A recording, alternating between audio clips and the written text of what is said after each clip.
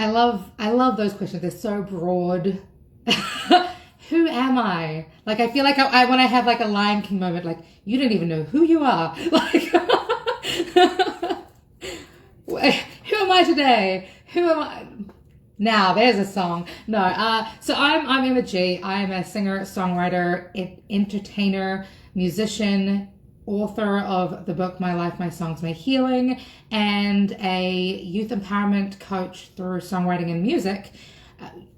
The reason, which is a new thing, it's a new business that I launched maybe 18 months ago before the pandemic, and then I sort of started to take it really seriously when the pandemic hit, simply because, you know, I have been writing music from a very early age. I started writing, like making up songs when I was 4, started writing songs when I was 5, recorded my first song and released it at the age of 10, and songwriting has always been that thing that has helped me heal, grow, and understand myself better to then communicate better with the outside world. And, you know, I think now more than ever, given the climate, whether it's politically or socially or educationally or health-wise, you know, this is the time when teenagers in particular need just that little bit extra to help them feel validated and learn more about how to be themselves, right? Yeah, so that's what I do. I'm a coach. But I'm a musician first. My thing is, like, I want to save the world one song at a time. That's been my philosophy forever. And yet I realized how selfish that was, and I was like, well, actually, you know, I'm 32 now. The youth have a powerful voice, and we need to be, you know, supporting that and elevating those voices. So let's save the world a zillion songs at a time and just help young people be their best selves. I saw it with you know, Amanda Gorman, who did the inauguration poem you know, this last week, and it's evidence, right? It's evidence that we are in this together, and the young people bring a certain pizzazz, a certain flavor, a certain magic to, you know, to the world that us, you know, myself as a youth worker, my only hope is that I can just help elevate, help blow that up a little bit with regards to the languaging, the self-understanding, the self-awareness that, you know, that we need now more than ever.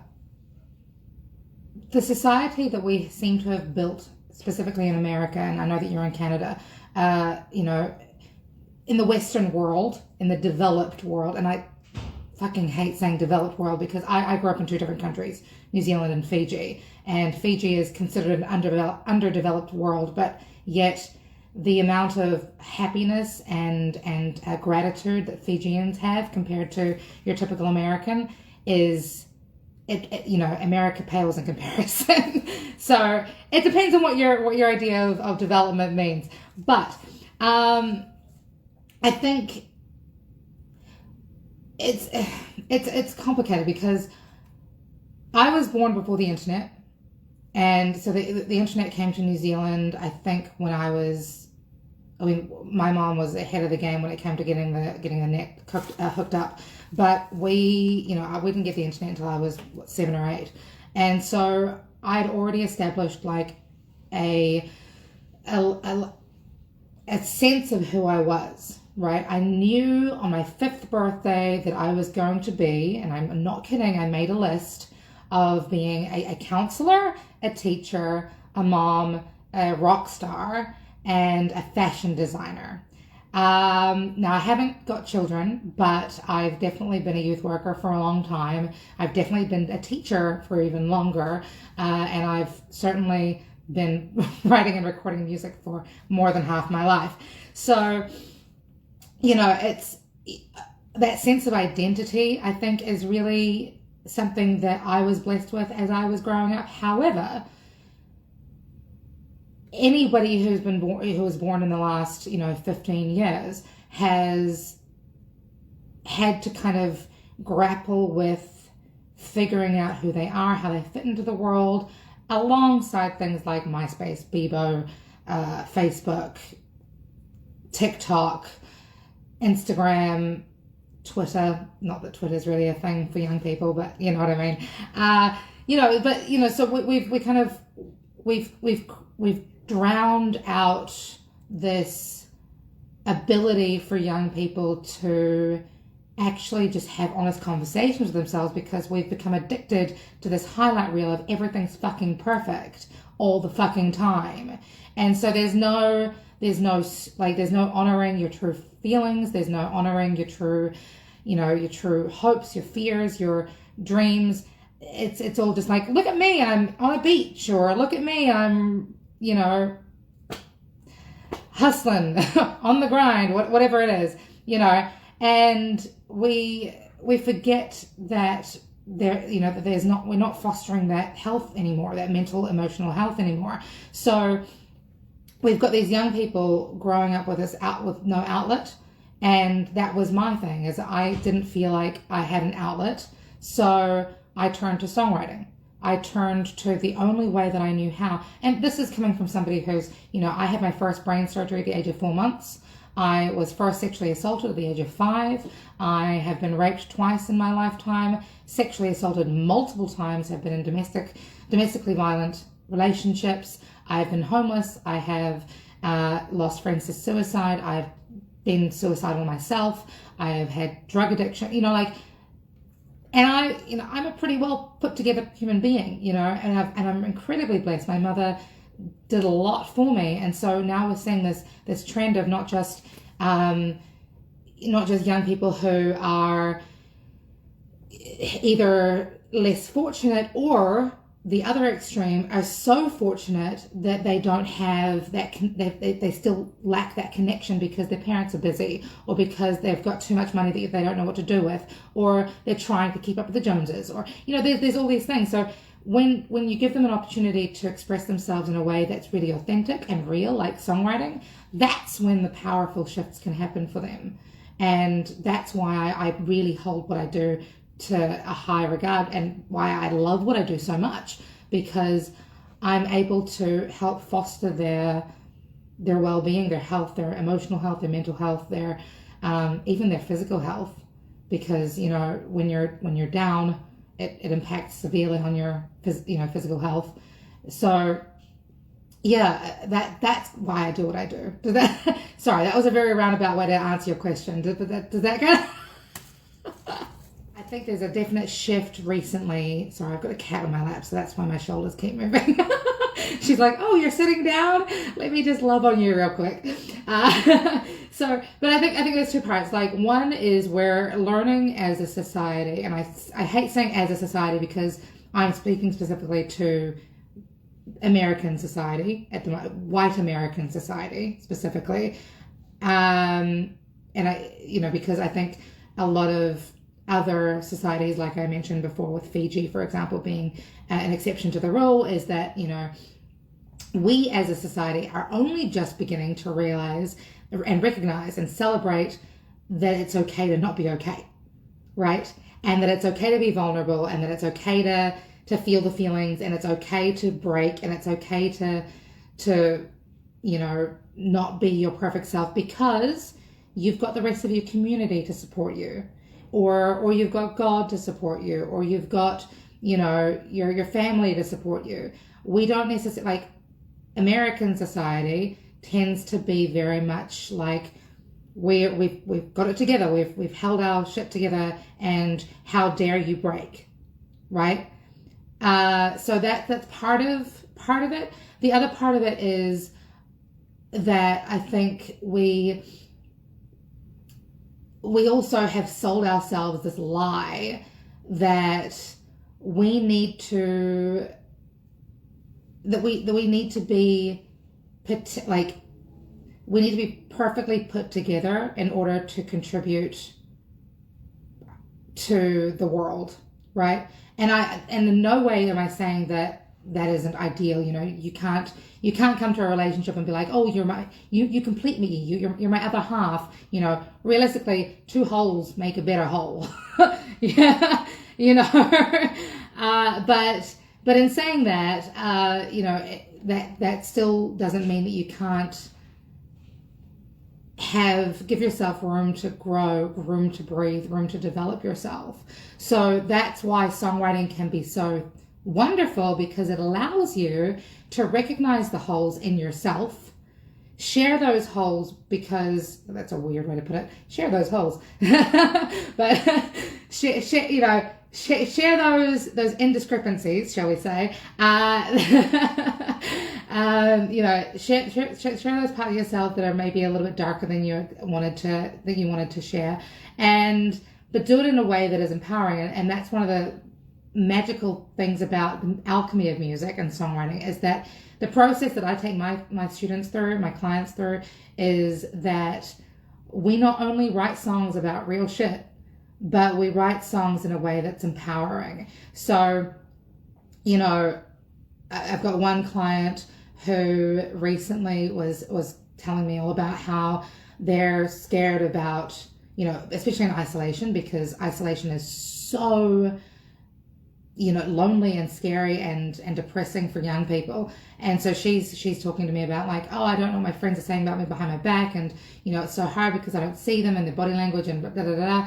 And so as a result, we had this beautiful opportunity to write this song about, okay, I don't know what my friends are saying, and I'm worried and I'm scared and I'm depressed and I'm anxious, but this is where the alchemy kicks in.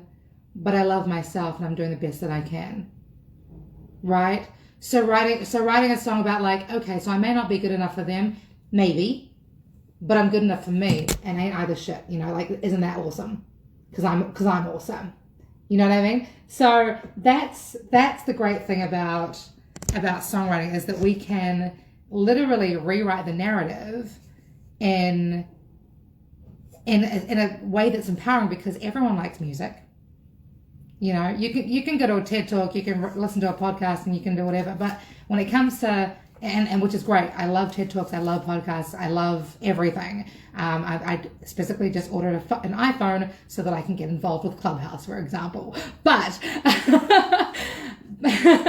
but at the end of the day, music touches lives, music changes lives. And if you can write the theme song for your life in a way that turns those self-deprecating thoughts and ideas into something that is powerful and empowering, that's, as well as being a songwriting coach, I've also been an artist coach for a couple of years. I run a musicians collective called the Capital Groove Collective, and one of the things that they constant, like, I'm the queen of slogans and my own little like Hallmark quotes, and one of those Hallmark, they're emoji quotes. One of the quotes that I say is, take the bullshit, plant a garden, use it as fertilizer. And, and so that in and of itself, take for example, something extreme. Take the fact that I've been raped, right? And I recognize that me saying that so candidly is a little bit jarring for some people. I want people to recognize that I've done a lot of work to transform the bullshit into fertilizer and figure out what I can do that is empowering empowering me with that experience. So, for example, one of the things that I have chosen to take from this is, owning my body, reclaiming the strength of my femininity, reclaiming the strength of what how important my voice is. And so when I'm working with young people, and I say this candidly, because just because your teenager is still a child in your eyes does not mean that they are not going to experience crap. I was 12 the first time I was assaulted, or the first time I was raped, rather. I was 15 the second time. So, it's not like life doesn't be like, okay, she's ready to be, And so when it comes to isolation, how can we rewrite the narrative on what that means for our young people? I think it's a great opportunity for our young people to learn how to love themselves and their own company. How how to, be content with their ability to just be with themselves, how to take this time to not only, invest in their education, but also to invest in their spiritual education, learn how to meditate, learn how to, work out their bodies and be healthy, learn how to cook at home, because what we feed ourselves becomes ourselves. All these things that, sure, we rely on our school system to look after. However, there's so many things our school system does not cater for. In fact, and I'm sure you're aware of this, our school system, our Western school system, is still based on 18th century principles, where we are teaching our kids to be more drones, to go to work, to pay, to build somebody else's dream. Now that we're at home all the time, help your child build their own dream. Help them become a freaking rock star. Help them to write their own freaking songs that change the freaking world. So, sorry, I'm so passionate about what I do, and I may be drinking coffee right now. So there we go. I mean, there's so many things, and it really is on a case-by-case basis, but on a secular level, I guess, is recognizing that you as a songwriter, or as a wannabe songwriter, or as somebody who's going through transition, or somebody who's going, when I say transition, I mean like difficult times, you have the answers in you. This last year, believe it or not, and for those who don't know me, we're like, okay, obviously, but for those who know me, might be a little bit surprised by this, but this last year, I've discovered the power of God and the power of church, and one of the things that the church that I've been attending has taught me has been that God doesn't give us anything that we can't go through, that we can't thrive through. So my words of advice as a result of that would be like, we don't go through it, we grow through it. And what better way to grow than to create? Right? And what better way to create than to create something that doesn't just help you, but also consequentially helps the rest of the world. Whether it's your brother, your sister, your mom, your dad, your uncle, the neighbor down the street, it doesn't matter. Like, if we are growing, if we personally try to improve on ourselves 1% every day, by the end of the year, like exponentially 1% every day, by the end of the year, we've like grown 34,000%. If we do the same thing with our songwriting, with our creation, with our growth and development, if we are impacting one person exponentially, 1% every day, let me rephrase that. If we are touching the lives of one person exponentially every day, who knows the impact that we can have on the world? We're powerful, as Marianne Williamson says, we're powerful beyond measure, and you have the answers in you. And we know that because God has made you in his perfect image. So, that's a lot of, that was maybe 5 or 10 pieces of advice, but it's all joined together. So I'm Emma G Music on Instagram, Facebook, Twitter, YouTube, and LinkedIn, I think. And of course, if you have a young person that you want to work, have work with me, it's workwithemmag.com.